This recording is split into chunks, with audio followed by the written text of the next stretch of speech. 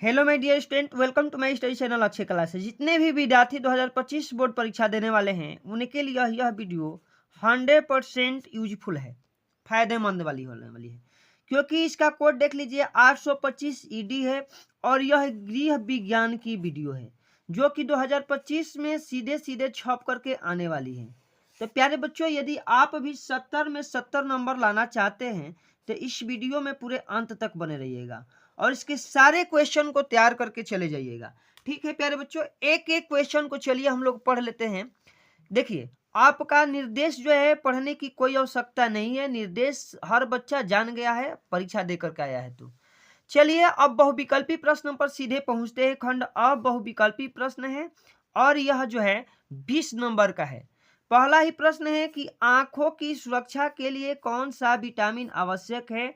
Vitamin A, vitamin C, vitamin D और vitamin K. तो देखिए, आंखों की सुरक्षा के लिए जो विटामिन ए होती है वो सबसे आवश्यक होती है। ठीक है, और एक क्वेश्चन ये भी पूछता है कि विटामिन ए के कमी से होने वाला रोग कौन से है, तो रतौंधी आप लोग बताते हैं। चलिए प्रश्न संख्या 2 पढ़ लीजिए। बीसीजी का टीका किस रोग के रोकथाम के लिए लगाया जाता है? तो बीसीजी का देखिए, पीलिया है ऑप्शन, पोलिया है, कर्णफेर है या तपेदिक है। तो बीसीजी का जो टीका है वह तपेदिक के लिए लगाया जाता है। ऑप्शन डी बिल्कुल सही हो जाएगा। 3 नंबर क्वेश्चन है कि वसा में घुलनशील विटामिन है? Vitamin B, vitamin A, vitamin C और इनमें से सभी। तो देखिए, वसा में घुलनशील विटामिन प्यारे बच्चों जो होगा वह बी होगा। ऑप्शन ए बिल्कुल सही हो जाएगा। ऑप्शन बी बिल्कुल सही हो जाएगा। ये विटामिन ए लिखा था प्यारे बच्चों, उसी को हमने बोल दिया है। चलिए आगे हम लोग पढ़ते हैं। आगे का क्वेश्चन देखिए, आगे का क्वेश्चन है कि सोडियम प्राप्ति का सबसे अच्छा स्रोत क्या है? गुण है, नमक है, नींबू है या हल्दी है? तो देखिए, सोडियम प्राप्ति का अच्छा स्रोत प्यारे बच्चों वो है नमक। और क्वेश्चन नंबर यहाँ पे 5 होना चाहिए। वायु द्वारा फैलने वाला रोग है? हैजा, प्लेग, चेचक या रिकेट्स? देखिए, वायु द्वारा फैलने वाला रोग जो है चेचक है। ऑप्शन सी बिल्कुल सही हो जाएगा। अब 6 नंबर हम लोग क्वेश्चन पढ़ लेते हैं कि जल का रासायनिक सूत्र है। तो जल का रासायनिक सूत्र प्यारे बच्चों वो होता है H2O। ऑप्शन बी बिल्कुल सही हो जाएगा। अब आगे पढ़िए 7 नंबर क्वेश्चन कि एक स्वस्थ सामान्य व्यक्ति के शरीर का तापमान होता है। तो राइट आंसर इसका हो जाएगा कि 98.6 डिग्री फ़ारेनहाइट होता है। ऑप्शन सी बिल्कुल सही हो जाएगा। 8 नंबर क्वेश्चन पढ़िए कि संक्रामक रोग फैलता है वायु से, जल से, संपर्क से या इनमें से सभी? तो इसका राइट आंसर प्यारे बच्चों हो जाएगा कि इनमें से सभी से संक्रामक रोग फैलता है। अब 9 नंबर क्वेश्चन है कि विटामिन डी की कमी से कौन सा रोग होता है? मलेरिया, रिकेट्स, ज्वर या बेरीबेरी?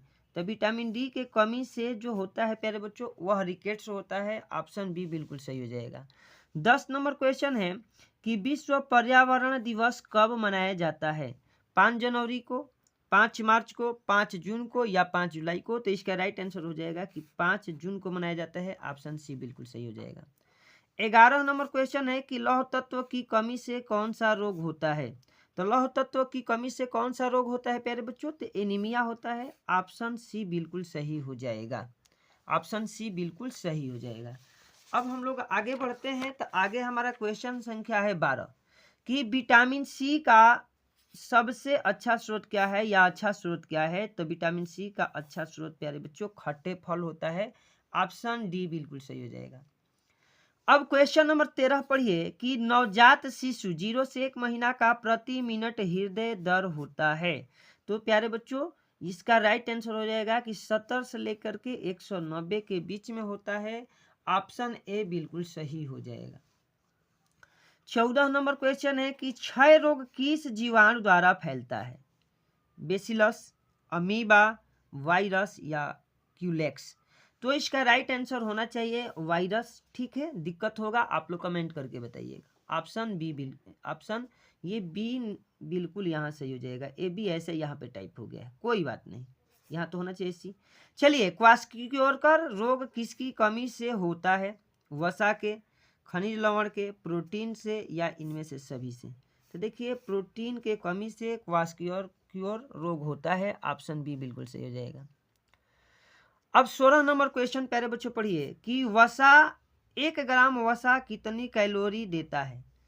4 कैलोरी, 8 कैलोरी, 6 कैलोरी या 9 कैलोरी? तो 1 ग्राम वसा जो होता है 9 कैलोरी ऊर्जा देता है। ऑप्शन डी बिल्कुल सही हो जाएगा। चलिए अब 17 नंबर क्वेश्चन है कि टाइफाइड फैलाने वाले जीवाणु है बर्कल बैसिलस या सैल्मोनेला टाइफी, एंट एमीबा हिस्टोलिटिका या कस्ट्राडिनियम टिटेनी? तो इसका राइट आंसर हो जाएगा सैल्मोनेला टाइफी। राइट आंसर प्यारे बच्चों बी सही हो जाएगा। अब आगे बढ़िए 18 नंबर क्वेश्चन, भोजन में किस तत्व की कमी से घेघा रोग होता है? प्रोटीन, आयोडीन, कैल्शियम या वसा? तो आयोडीन के कमी से कौन सा रोग होता है? तो घेघा रोग होता है। ऑप्शन बी बिल्कुल सही हो जाएगा। 19 नंबर क्वेश्चन पढ़िए कि विटामिन बी को कहते हैं थायमीन, राइबोफ्लेविन, नाइसिन या फोलिक एसिड? तो देखिए विटामिन बी का अन्य नाम जो है थायमीन है। ऑप्शन ए बिल्कुल सही हो जाएगा। अब चलिए हम लोग आगे बढ़ते हैं। तो आगे हमारा क्वेश्चन क्या है प्यारे बच्चों? 20 नंबर। 20 नंबर है कि हड्डी की मजबूती किस तत्व के कारण होती है? तो देखिए लौह तत्व है, प्रोटीन है, कैल्शियम है या सोडियम है? तो हड्डी की मजबूती किस तत्व के कारण होती है? तो कैल्शियम तत्व के कारण होती है। ऑप्शन सी बिल्कुल सही हो जाएगा। अब जो है प्रश्न है खंड ब के, और आपका उत्तर निर्देश प्रत्येक प्रश्न 21 से 26 तक अति लघु उत्तरीय है। प्रत्येक प्रश्न का उत्तर अधिकतम 25 शब्दों में देना है। लिखिएगा 21 नंबर क्वेश्चन है कि पारिवारिक बजट बनाने का उद्देश्य क्या है? ठीक है, तो पारिवारिक बजट बनाने का उद्देश्य क्या होता है आप लोगों को लिख करके आना है। ये 2 नंबर वाले क्वेश्चन है, 2 नंबर यहाँ से मिलेंगे। और आपको लिखना क्या है कि परिवार के आय व्यय का ब्यौरा और बचत करने के उद्देश्य से पारिवारिक बजट जो बनाया जाता है या बजट बनाने का मुख्य उद्देश्य होता है। अब कह रहा है कि पर्यावरण के कारण बताइए। तो पर्यावरण के कारण हेडिंग डालिएगा, पर्यावरण के कारण। उसमें लिखिएगा कि चिमनियों से निकलने वाले धुएं, गाड़ियों से निकलने वाले धुएं, जो जल है, जल में बहने वाला कीटाणु या औद्योगिकरण, इस प्रकार से आप पर्यावरण के कारण लिख दीजिएगा। अब कह रहा है कि चेक कितने प्रकार के होते हैं? तो भाई चेक 2 प्रकार के होते हैं, क्रॉस चेक और एक होता है रेखांकित चेक। दोनों चेक आप बता सकते हैं, ऐसे कोई बात नहीं है। चलिए अब है कि मोच के लक्षण क्या है? तो भाई मोच के लक्षण क्या है? एक तो पहले सूजन हो जाएगा। क्या हो जाएगा? सूजन। सूजन हो जाएगा, दर्द होने लगेगा। ठीक है, तो इस तरह से लिखेंगे कि मोच के मुख्य लक्षण है कि सूजन होता है, दर्द होता है, खिंचाव आता है। तो इस प्रकार से आप लिख सकते हैं। रोग प्रतिरोधक क्षमता किससे कहते हैं? तो लिखेंगे कि प्रत्येक व्यक्ति को अपने अपने स्वास्थ्य के अनुसार रोग प्रतिरोधक क्षमता होती है। प्रत्येक प्रतिरोधक क्षमता होती है। मानो जिस हद तक किसी रोग को सहन कर सकता है उसे हम लोग रोग प्रतिरोधक क्षमता भी कहते हैं। और भोजन विषाक्तता के कारण क्या है ये आपको बताना है। भोजन विषाक्त, तो कहेंगे कि कभी कभी जो सुंदर दिखने वाला भोज्य पदार्थ भी ऐसा होता है जो मानव को सुपाच्य नहीं होता है, और उसमें कई प्रकार के विषैले कीटाणु होते हैं जो भोजन विषाक्तता के कारण बनते हैं। अब ये तो हो गया। अब निर्देश आगे पढ़िए। प्रश्न संख्या 27 से 31 तक लघु उत्तरीय प्रश्न है और प्रत्येक प्रश्न का उत्तर अधिकतम आपको 50 शब्दों के अंतर्गत देना है।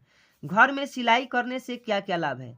4 नंबर मिलेगा। तो आप लोग बताइएगा कि घर में सिलाई करने से पहला तो ये लाभ है कि कपड़ा की बचत होगी, जो कपड़ा बचेगा वो घर वाला रख लेगा, धन की बचत होगी, समय की बचत होगी।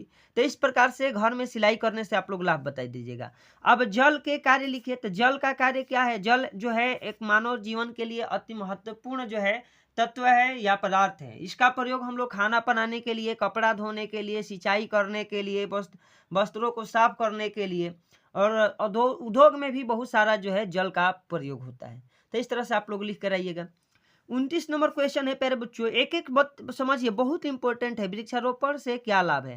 तो वृक्षारोपण से पहले लाभ यह है कि पर्यावरण प्रदूषण को रोका जा सकता है, वायु को शुद्धिकरण के लिए, जो वर्षा के लिए, ठीक है, धरती पर हरे भरे संतुलन बनाए करने के लिए। तो वृक्षारोपण के ये सब लाभ लिख लीजिएगा। कैंची कितने प्रकार की होती है, जिसके क्या उपयोग होते हैं, ये आपको लिखना है, 4 नंबर मिलेगा। प्रेशर कुकर की उपयोगिता बताइए, प्रेशर कुकर जो हम लोग खाना बनाते हैं उसका क्या क्या उपयोग है, तो लिख लीजिएगा कि प्रेशर कुकर का मुख्य उपयोग होता है खाना बनाने के लिए, भोजन को जल्दी बनाने के लिए एवं समय की बचत के करने के लिए भी हम लोग प्रेशर कुकर का प्रयोग करते हैं। तो इस तरह से आप लोग लिखिएगा, बना करके पूरे आपको 4 नंबर यहाँ से मिलेंगे। अब चलिए प्यारे बच्चों हम लोग आगे बढ़ते हैं। तो क्वेश्चन संख्या हमारा आता है 32 से 34 तक। दीर्घ उत्तरीय प्रश्न है, 32 और 33 में विकल्प दिए गए हैं। एक ही विकल्प का उत्तर लिखना है, प्रत्येक प्रश्न का उत्तर 100 शब्दों में लिखना है। अस्थिभंग से क्या करते हैं, अस्थिभंग से क्या तात्पर्य है, हेडिंग बनाना है, अस्थिभंग से तात्पर्य या अस्थिभंग का अर्थ। अस्थिभंग कितने प्रकार के एवं उपराचनात्मक एवं वर्णन कीजिए। तो ये आप लोग बता दीजिएगा कि जब भी कभी शरीर में हड्डी टूट जाती है तो उस प्रक्रिया को हम लोग अस्थि भंजन कहते हैं। अस्थि भंजन कई प्रकार के होते हैं, जैसे कि रीढ़ का भंजन होना, हाथ का अस्थि भंजन होना, घुटनों का होना, खोपड़ी का अस्थि भंजन होना। और इसके उपचार के लिए उपचार का वर्णन कीजिए। तो अलग अलग जो है अस्थि भंजन के लिए हम लोग खपच्ची का प्रयोग करते हैं।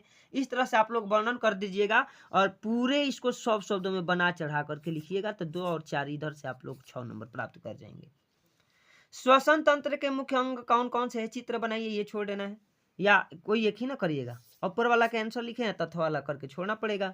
33 नंबर है, पारिवारिक बचत से आप क्या समझते हैं, किन किन साधनों द्वारा पारिवारिक बचत को सुरक्षित रखा जा सकता है, किसी एक साधन का वर्णन कीजिए। तो हम लोग लिखेंगे कि परिवार में आय व्यय को संतुलित करने के लिए हम लोग पारिवारिक बजट बनाते हैं और उसमें से जो धन बचता है उसे हम लोग क्या कहते हैं, तो पारिवारिक बजट कहते हैं, बचत। कहता है कि किन साधनों द्वारा बचत को सुरक्षित रखा जा सकता है, तो बचत लिखेंगे कि पारिवारिक बचत को सुरक्षित रखने का साधन है बैंक है, डाक खाना है, उसके बाद LIC है, जीवन बीमा है, पॉलिसी है। इस प्रकार से आप पारिवारिक बचत जो हुआ है उसको आप लोग सुरक्षित रख सकते हैं। किसी एक साधन का वर्णन करिए, तो यहाँ हेडिंग लगा दीजिए कि बैंक, और बैंक में अपना विस्तार से लिखिएगा कि बैंक में पैसा रखने से ये बचत होता है, ये ऐसे होता है, ये होता है, अपना सब वर्णन करके आइएगा। जल संगठन क्या है, अथवा करके दिया है कि जल संगठन क्या है, जल को शुद्ध करने के उपाय बताइए, इसे कर लेना है। 34 नंबर क्वेश्चन है, 34 नंबर की प्राकृतिक श्वसन क्रिया क्या है, प्राकृतिक श्वसन एवं कृत्रिम श्वसन में अंतर बताइए। तो प्राकृतिक श्वसन किसे कहते हैं, प्राकृतिक श्वसन ऐसा श्वसन प्रक्रिया जिसमें मानव जो है स्वयं से श्वास लेता है, जबकि यही कृत्रिम में मशीनों का प्रयोग होता है। तो इस तरह से आप लोग प्राकृतिक श्वसन एवं कृत्रिम श्वसन के बारे में लिख कर आइएगा, अंतर बता दीजिएगा, ठीक है, और पूरे के पूरे 6 नंबर मिल जाएगा। तो प्यारे बच्चों, अगर यह वीडियो आप सभी को अच्छी लगी है तो वीडियो को प्यारा से एक लाइक करिए और वीडियो को अपने दोस्तों में शेयर कर दीजिए।